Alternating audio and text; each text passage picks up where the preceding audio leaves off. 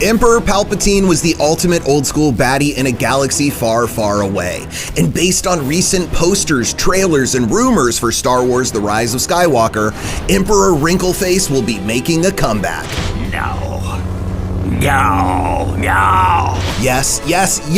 We explore the history of Palpatine and what his return might involve in the final chapter of the Skywalker saga. Star Wars Episodes 1 through 3 followed Sheev Palpatine, also known as Darth Sidious, the evil Sith Lord who disguised himself as the senator of his home planet Naboo and eventually became the Supreme Chancellor of the Galactic Republic. This, along with his crazy electro ticklers, gave him the power to destroy the Jedi Council and take over the galaxy.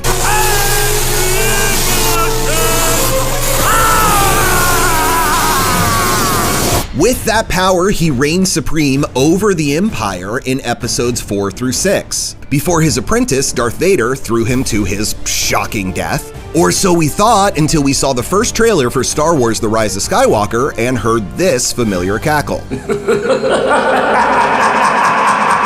The rumor was made carbonite solid by Lucasfilm president Kathleen Kennedy, who confirmed that Palpatine's return has been in the works for quite some time. And recently, director J.J. Lensflare Abrams defended the decision, stating that there was a need to bring the character back, to make all 9 films in the saga feel like one epic story. Come on, you must have 1,000 questions.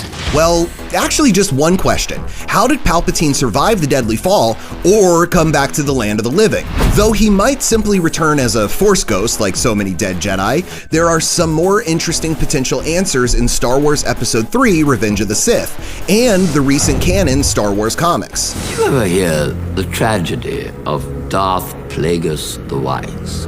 In Revenge of the Sith, Palpatine tells future Vader, Anakin Skywalker, about his master Darth Plagueis, who was a Sith Lord so powerful that he could use the dark side to create life or keep those that he loved from dying. Unfortunately, he taught his apprentice everything he knew. Then his apprentice killed him in his sleep. That's a weird way of saying thanks. But anyway, with this rare Sith ability, it's possible that Palpatine could have kept himself alive after he appeared to have fallen to his death during the climax of Return of the Jedi, then slowly regained his power and kept himself busy by building a Sith trooper army until the Rise of Skywalker. Everything is proceeding as I have foreseen. But if that doesn't fill your back-to-tank, another explanation comes from the pages of the recent Darth Vader comic series written by Charles Soule, in which Palpatine gives Vader the helmet of a long-dead Sith Lord named Darth Momin, who, right before his death, possessed the helmet with his dark side powers. You don't know the power of the dark side.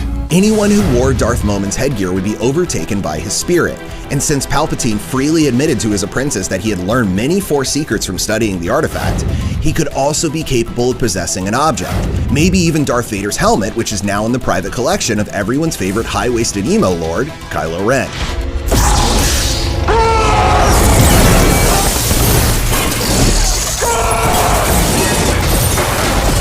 This ability to possess objects and unsuspecting pawns could also explain the appearance of Darkseid Rey in the Rise of Skywalker trailer, as she could be a vessel for Palpatine's spirit. But we'll have to wait until December 20th when the film is released to know for sure. I've been waiting for this day for a long time.